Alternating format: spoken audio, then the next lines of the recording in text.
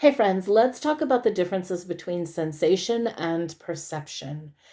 This is something that is taught early on in the discussions of behavioral neuroscience courses, but it's on the MCAT. It's something that you guys need to remember, and it's really cut and dry. But just for a quick refresher, sensation is more than a clever name, it is the definition of itself. Sensations come from our senses, our seven sensations. They come into us from an external input level. They bring information in from the outside world into the body.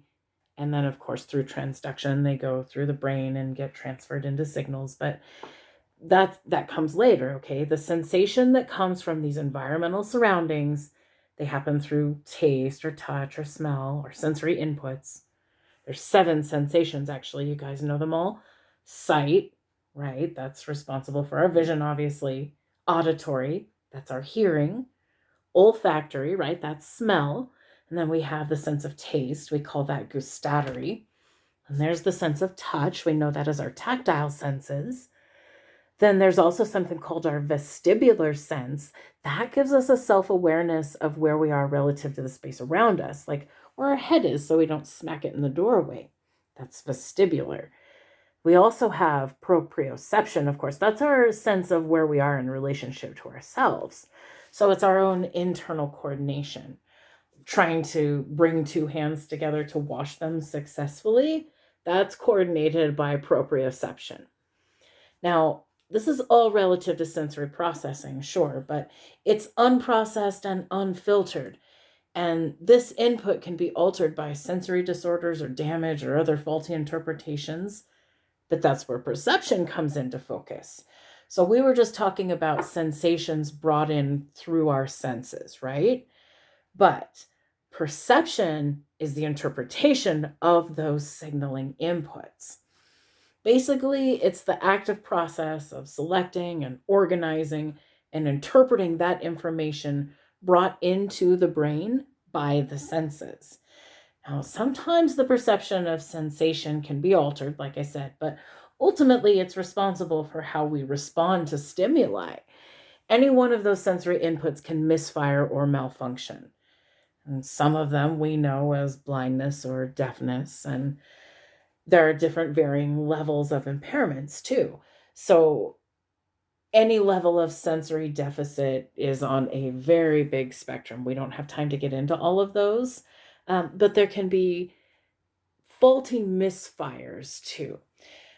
For example, I remember in this class, there was a TED Talk that I watched in class. It was about a high school female. She sprained her wrist. She had this wrong sensation of like this burning pain, even if she very slightly touched it. Therapy did ultimately help her fix that faulty wiring. And I recall in that TED Talk, they used the wiring of a house as an analogy to help the listener better understand. So that presentation likened the wiring of a brain to the wiring of a house. And it was actually a really good presentation.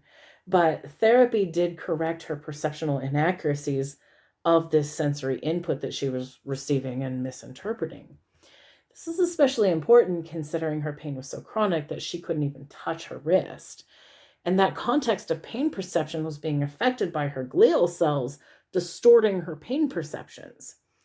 So, another example of glial inputs being miswired, this one was actually found in the very next TED Talk.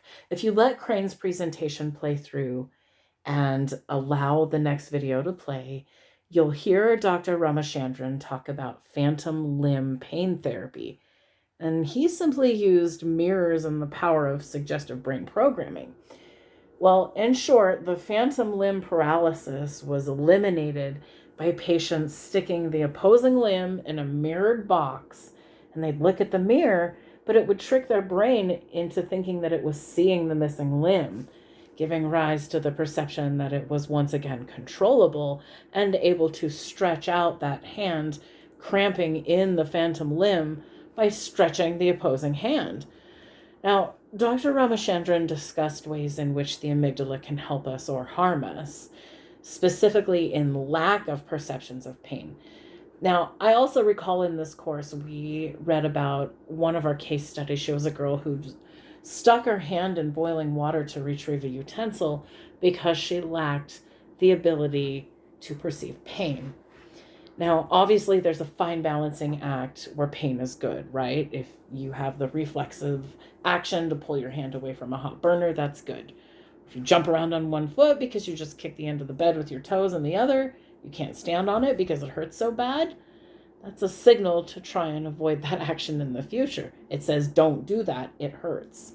Now, obviously, there's bad mix-ups, like when the girl's wrist got sprained and a psychological disorder developed, and she was actually clinically depressed because her perceived pain was so severe. Now, when the sensory experience of pain is prevalent, the experiencer is generally not thinking about anything else or doing anything else other than trying to find ways to stop the pain. The misinformation being sent is actually dangerous in very large chronic injuries, though, and ones that have tremendous plasticity. These can result in hyperplasticity, causing even more persistent pain.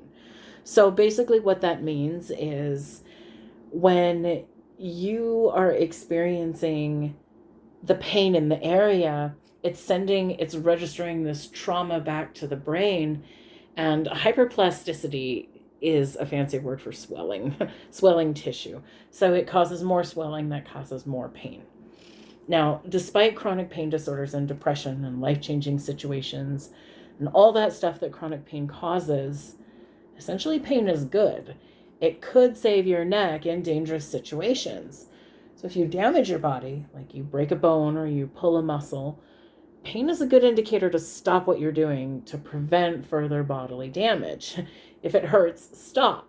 Now, if we had no perception of pain, we would most likely damage our bodies very early on in life, potentially leading to greater harm to our overall health or physical well-being, and probably a significantly shorter life expectancy. Now, sure, if we didn't feel pain, it would not necessarily be the problem, right? But breaking something too many times has very horrific effects, and this could lead to complications. Obviously, you wouldn't be able to use it because it was in a cast. It could alter the functionality if it healed incorrectly. And if it didn't heal, it could even lead to amputations. Now, all of these are problems within their own levels of damage and healing and therapy. But ultimately, perceptions and sensations can be altered. Okay, pain medication is a good example. And when medication wears off, the sensation changes. It goes back to that non-chemically altered state. The pain resumes registering on its original non-altered form. So your sensation changes, right? Your perception of the sensation changes. It was already always there, but that altered sensation of medication changed the perception, albeit temporarily. Now, when the sensation of pain returns, it's definitely going to alter your perception in the moment, might even influence your perception of the efficacy of the medication in the moment, which is ultimately going to help you draw your conclusion to take it again or not if it helped you for the pain. I hope this helped.